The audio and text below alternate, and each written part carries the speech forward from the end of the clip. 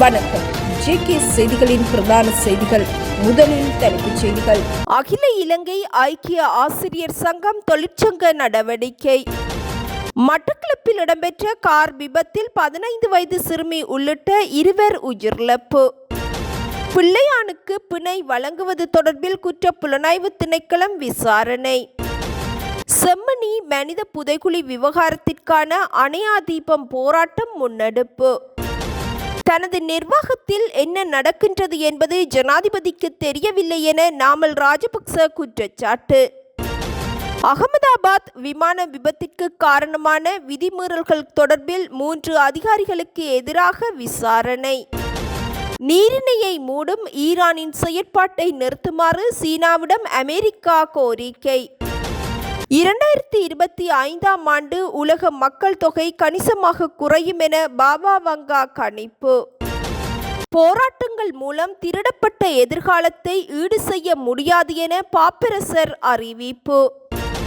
தேசிய பாடசாலைகளில் ஆசிரியர்களின் ஜூன் மாத சம்பளம் இன்று நண்பகல் 12 மணிக்கு முன்னர் கிடைக்காவிட்டால் தொழிற்சங்க நடவடிக்கையில் ஈடுபட உள்ளதாக அகில இலங்கை ஐக்கிய ஆசிரியர் சங்கம் அறிவித்துள்ளது. ஆசிரியர்களின் மாதாந்த சம்பளம் ஒவ்வொரு மாதமும் 20ஆம் தேதி வழங்கப்பட்டாலும் ஜூன் மாதத்திற்கான சம்பளம் இதுவரை கிடைக்கவில்லை என அதன் தலைவர் வணக்கத்திற்குரிய யாழ்வெல்ல பன்னசேகர தேரர் தெரிவித்துள்ளார். இதேவேளை ஆசிரியர்களின் சம்பளம் கடந்த மாதமும் தாமதமானது. இதற்கான காரணம் ஆராயப்பட வேண்டும் என இலங்கை ஆசிரியர் சங்கத்தின் பொதுச் செயலாளர் யோசப் ஸ்டாலின் தெரிவித்துள்ளார். 20ஆம் தேதி சம்பளம் வழங்குவதற்கு தேவையான அறிவுறுத்தல்கள் சம்பந்தப்பட்ட வங்கிகளுக்கு வழங்கப்படவில்லை. ஆசிரியர்களின் சம்பளம் வலய கல்வி காரியாலயங்கள் மூலம் வழங்கப்படுகின்றது. தேவையான அறிவுறுத்தல்கள் இதுவரை கிடைக்கவில்லை. எல்லோரும் தமது சம்பளத்திற்காக காத்திருக்கின்றார்கள். இது ஏன் இவ்வாறு நடக்கின்றது என்பதை கண்டறிய வேண்டும் எனவும் இலங்கை ஆசிரியர் சங்கத்தின் பொதுச் செயலாளர் யோசப் ஸ்டாலின் கோரிக்கை விடுத்துள்ளார்.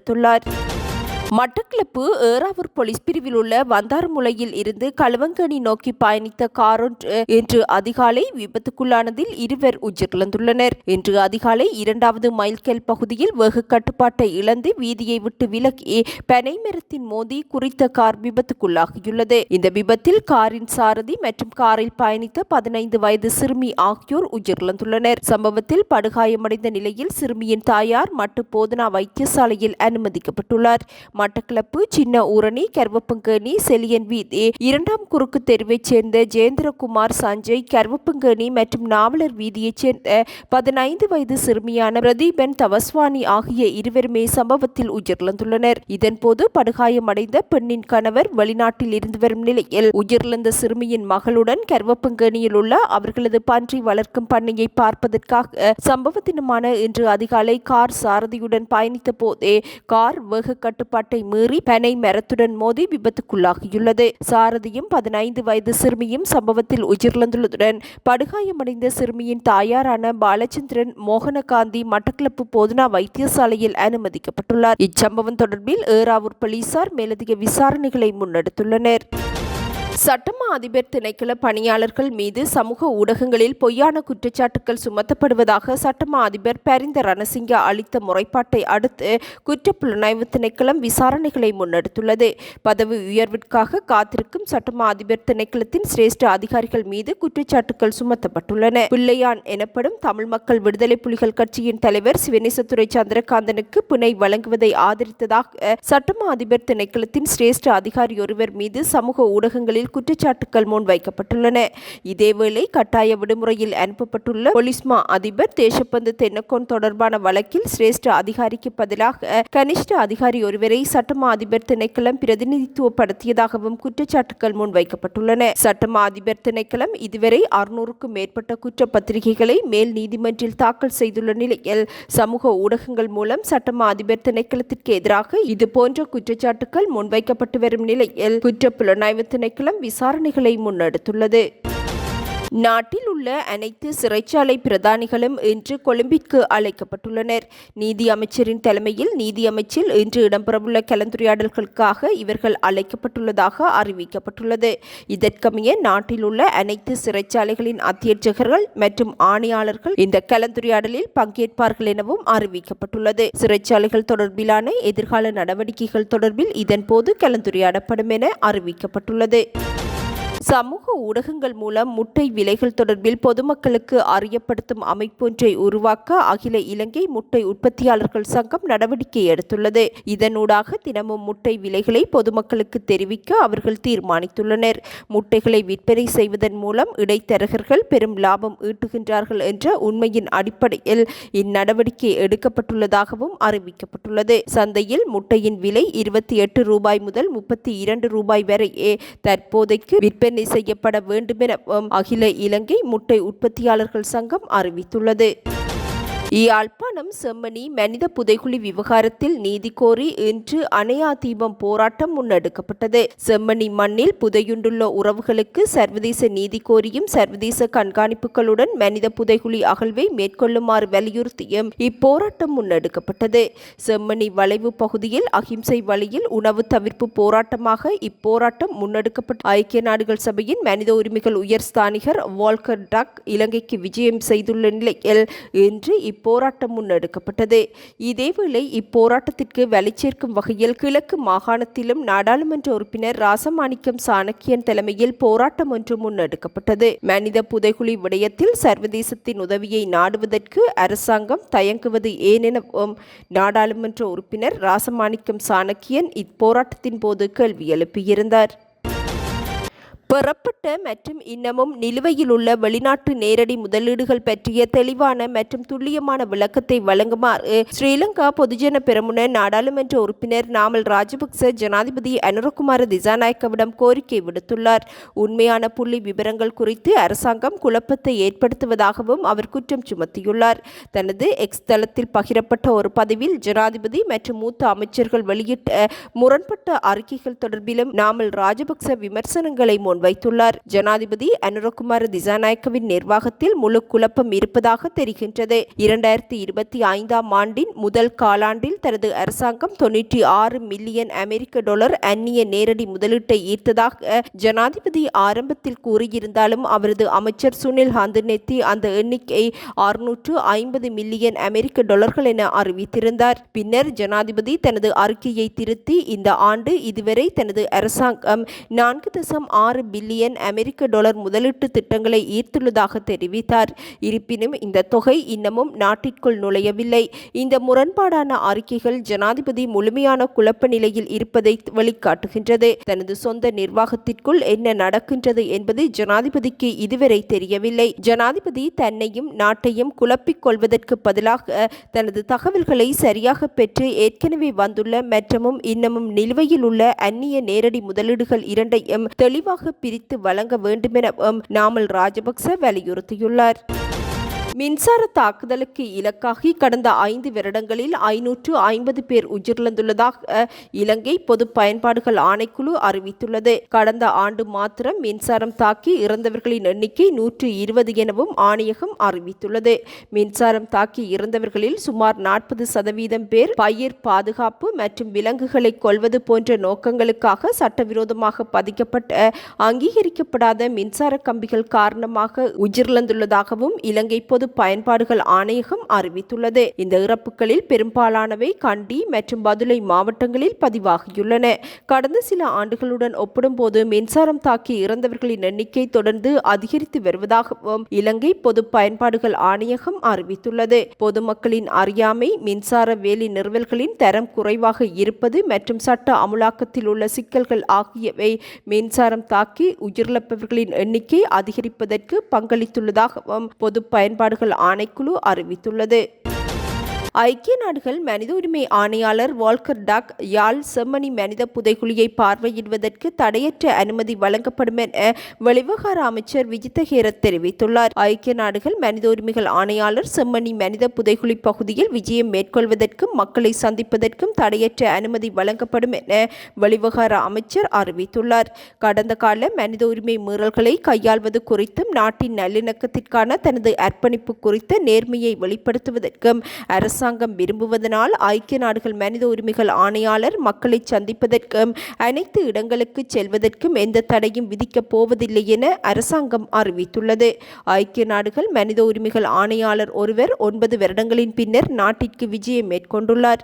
இறுதியாக 2016 ஆண்டு பிப்ரவரியில் மைத்ரிபால சிறிசேன ஜனாதிபதியாக பதவி வகித்த போது அப்போது கடமையில் இருந்த சைத்ராத் அல் ஹுசைன் இலங்கைக்கு விஜயம் மேற்கொண்டிருந்தார். சர்வதேச சமூகத்தால் முன்வைக்கப்பட்டுள்ள மனித உரிமை கரிசனைகளை எவ்வாறு கையாள்வது என தெரியாது அனுர அரசு தடுமாறிக் கொண்டிருக்கும் நிலையில் ஆஸ்திரேலிய பிரஜையான வால்கர் டாக் இலங்கைக்கு விஜயம் மேற்கொண்டுள்ளமை குறிப்பிடத்தக்கது.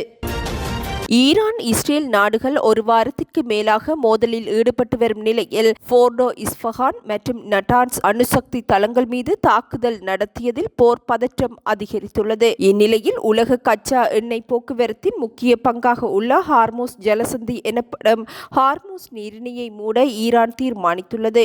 ஹார்மோஸ் நீரிணையை மூட ஈரான் நாடாளுமன்றம் அனுமதி அளித்துள்ளது. உலகம் முழுவதற்குமான 20% கச்சா எண்ணெய் இந்த நீரிணை வழியாக பல்வேறு பகுதிகளுக்கு கப்பலில் கொண்டு செல்லப்படுவதனால் கச்சா எண்ணெயின் விலை எதிர்காலத்தில் அதிகரிக்கப்படுவதற்கான வாய்ப்புள்ளதாகவும் அறிவிக்கப்பட்டுள்ளது.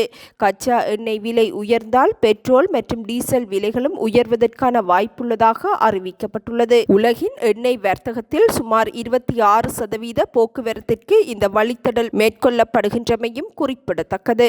இதேவேளை ஹார்மோஸ் நீரிணையை மூட வேண்டாம் என ஈரானை வலியுறுத்துமாறு அமெரிக்க ராஜாங்க செயலாளர் மார்க்கோ ருபியோ சீனாவிடம் கோரிக்கை விடுத்துள்ளார். ஈரானிய அணுசக்தி தளங்கள் மீது வாஷிங்டன் தாக்குதல்களை நடத்தியதை அடுத்து ஹார்மோஸ் நீரிணையை மூடப்போவதாக ஈரான் அச்சுறுத்தியுள்ளது. நிலையில் குறித்த நீரிணையை மூட வேண்டாம் என ஈரானை வலியுறுத்துமாறு அமெரிக்கா சீனாவிடம் கோரிக்கை விடுத்துள்ளது.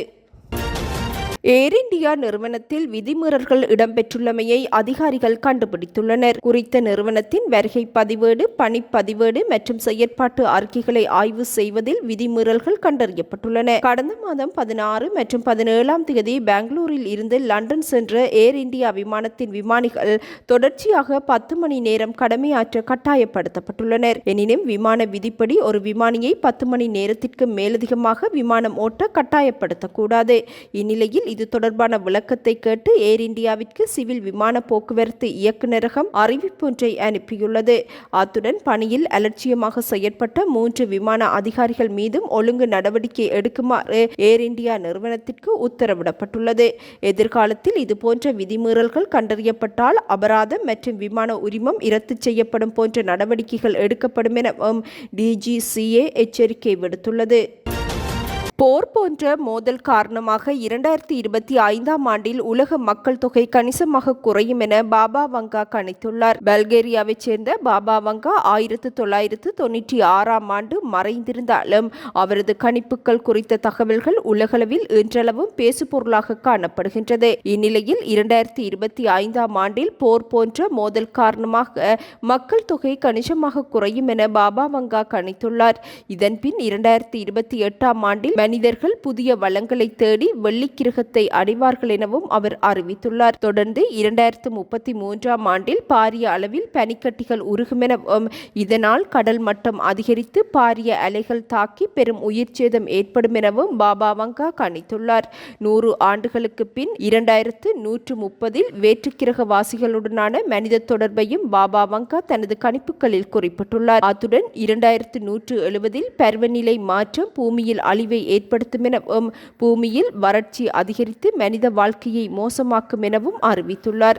எவ்வாறாயினும் செவ்வாய் கிரகத்திற்கும் பூமிக்கும் இடையே 3005இல் போர் ஏற்படும் எனவும் 3797ஆம் ஆண்டு பூமியில் இருந்து உயிர்கள் பிரியும் எனவும் இறுதியாக 5079இல் உலகம் அழிந்து மனித இனம் முற்றிலும் அழிந்து விடும் எனவும் பாபா வங்கா தனது கணிப்புகளில் தெரிவித்துள்ளமை குறிப்பிடத்தக்கது. சிரியாவின் டமஸ்கஸில் உள்ள கிரேக்க ஓர்தோடெக்ஸ் தேவாலயத்தில் தற்கொலை குண்டு தாக்குதல் மேற்கொள்ளப்பட்டுள்ளது. இத்தாக்குதலில் 22 பேர் உயிரிழந்துள்ளதுடன் 63 பேர் காயமடைந்துள்ளனர். நேற்று ஞாயிறு ஆராதனையின் போது இத்தாக்குதல் இடம்பெற்றுள்ளதாக அந்நாட்டு ஊடகங்கள் செய்தி வெளியிட்டுள்ளன. தாக்குதலை மேற்கொண்ட குண்டுதாரி ஹிஜாதி குழுவான இஸ்லாமிய அரசுடன் தொடர்புடையவர் எனவும் அறிவிக்கப்பட்டுள்ளது. இதுவரையில் குறித்த குழு இத்தாக்குதலுக்கு உரிமை கோரவில்லை எனவும் அந்நாட்டு அதிகாரிகள் அறிவித்துள்ளனர். மத்திய கிழக்கில் நிலவும் மோதல்கள் காரணமாக வெளிநாடுகளுக்கு செல்லும் அல்லது வசிக்கும் அமெரிக்கர்களின் பாதுகாப்பு கடுமையான ஆபத்தில் இருக்கக்கூடும் என அமெரிக்க ராஜாங்க திணைக்களம் உலகளாவிய எச்சரிக்கையை வெளியிட்டுள்ளது. இஸ்ரேலுக்கும் ஈரானுக்கும் இடையிலான மோதல்களின் விளைவாக மத்திய கிழக்கு வழியாக பயணம் தடைப்பட்டுள்ளதாகவும் வான்வெளி அவ்வப்போது மூடப்பட்டுள்ளதாகவும் ராஜாங்க திணைக்களம் வெளியிட்டுள்ள பாதுகாப்பு எச்சரிக்கையில் தெரிவிக்கப்பட்டுள்ளது. எவ்வாறாயினும் உலகம் முழுவதிலும் உள்ள அமெரிக்க பிரஜைகள் மிகுந்த எச்சரிக்கையுடன் செயற்படுமாறு ராஜாங்க திணைக்களம் அறிவுறுத்தியுள்ளதுடன் அமெரிக்கர்களுக்கு எதிரான போராட்டங்கள் ஏற்பட வாய்ப்புள்ளதாகவும் அறிவித்துள்ளது.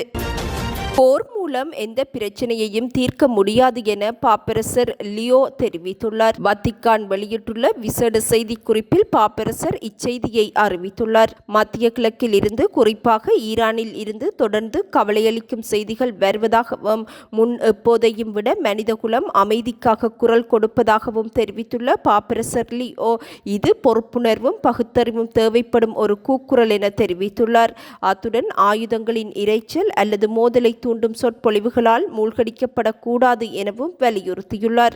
போதுமான மனிதாபிமான உதவிக்கான தேவை இன்னும் அவசரமாகி வரும் நிலையில் குறிப்பாக காசா மற்றும் பிற தேசங்களில் மக்களின் அன்றாட துன்பங்கள் மறக்கப்படும் அபாயம் உள்ளதாகவும் அவர் தெரிவித்துள்ளார். சர்வதேச சமூகத்தின் ஒவ்வொரு உறுப்பினரும் போரின் துயரத்தை தடுக்கும் தார்மீக பொறுப்பை கொண்டுள்ளனர் என தெரிவித்துள்ள பாப்பரசர் மனித கண்ணியம் ஆபத்தில் இருக்கும் போது அதைவிட பெரிய பிரச்சினை எதுவும் இருக்க முடியாது எனவும் குறிப்பிட்டுள்ளார். போர் மூலம் எப்பிரச்சனையையும் தீர்க்க முடியாது, மாறாக அவற்றை பெரிதாக்கி மக்களின் வரலாற்றில் ஆழமான காயங்களை ஏற்படுத்துவதாகவும் அவர் அறிவித்துள்ளார். எந்த இராணுவ வெற்றியும் ஒரு தாயின் வலியை அல்லது ஒரு குழந்தையின் பயத்தையோ அல்லது திருடப்பட்ட எதிர்காலத்தையோ ஒரு போதும் ஈடு செய்ய முடியாது எனவும் வன்முறை மற்றும் இரத்த மோதல்கள் மூலம் அல்லாமல் அமைதி மூலம் நாடுகள் தமது எதிர்காலத்தை வடிவமைக்க வேண்டும் எனவும் வத்திக்கான் வெளியிட்டுள்ள விசேட செய்திக்குறிப்பில் பாப்பரசர் லியோ தெரிவித்துள்ளார். இத்துடன் இன்றைய எமது பிரதான செய்திகள் நிறைவடைகின்றன. நமது அடுத்த பிரதான செய்திகளை நாளை எதிர்பாருங்கள்.